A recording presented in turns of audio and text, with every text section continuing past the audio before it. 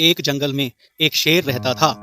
वह जंगल का राजा था और वो बहुत बलशाली था। सारे जानवर भय के कारण उसका गुणगान करते थे। लेकिन उसी जंगल में एक बुद्धिमान बंदर भी रहता था। वो शेर से डरता नहीं था और व्यर्थ में उसका गुणगान भी नहीं करता था। शेर की ये बात उसको अच्छी नहीं लगती थी, जिस तरीके से शेर सबको डराता था, और शेर को भी ये पसंद नहीं था। वो चाहता था कि बंदर उससे डरे। तो एक बार उसने बंदर को बुलाया और कहा, जंगल के सारे जानवर मेरी प्रशंसा करते हैं, तुम नहीं करते, ऐसा क्यों? मैं किस बात पर आपकी प्रशंसा करूं? बंदर ने पूछा। शेर ने कहा, मैं बलशाली हूं, जंगल के सारे जानवर मुझसे डरते हैं। वनराज, मैं बल को नहीं बुद्धि को श्रेष्ठ मानता हूं, इसीलिए बल के कारण मैं आपका गुणगान नहीं करूंगा। बंदर ने कहा। ये बात शेर को बुरी लग गई और दोनों में विवाद हो गया। विवाद का विषय था बुद्धि श्रेष्ठ या बल। शेर की दृष्टि में बल श्रेष्ठ था, लेकिन बंदर की दृष्टि में बुद्धि श्रेष्ठ थी। दोनों ने के अपने अपने तर्क थे। अपने तर्क देकर वे एक दूसरे के सामने स्वयं को सिद्ध करने में लग गए। बंदर बोला, शेर महाराज, बुद्धि ही श्रेष्ठ है। बुद्धि से संसार का हर कार्य संभव है, चाहे वह कितना ही कठिन क्यों ना हो।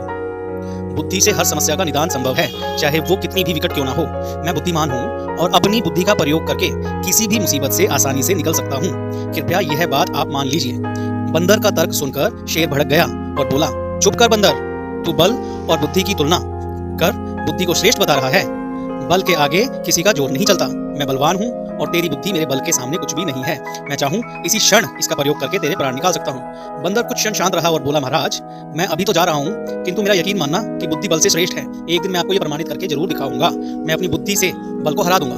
मैं उस दिन की प्रतीक्षा करूंगा जब तुम ऐसा करके दिखाओगे। शेर ने बोला, उस दिन मैं अवश्य ही तुम्हारी इस बात को स्वीकार करूंगा कि बुद्धि बल से श्रेष्ठ है, किंतु तब तक कतई नहीं। शेर ने उत्तर दिया। इस बात को कई दिन बीत गए। बंदर और शेर का आमना सामना नहीं हुआ।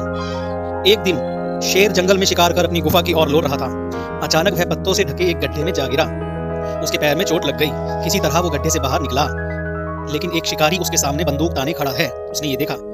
शेर घायल था। ऐसी अवस्था में वो शिकारी का सामना करने में असमर्थ था। तभी अचानक से कहीं से शिकारी पर पत्थर बरसने लगे। शिकारी हड़बड़ा गया।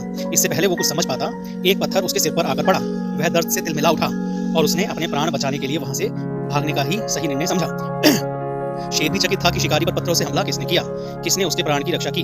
वो इधर उधर देखते हुए ये सोच ही रहा था कि सामने एक पेड़ पर बैठे बंदर की आवाज उसे सुनाई दी, महाराज, आज आपके बल को क्या हुआ? इतने बलवान होते हुए भी आज आपकी जान पर बन आई।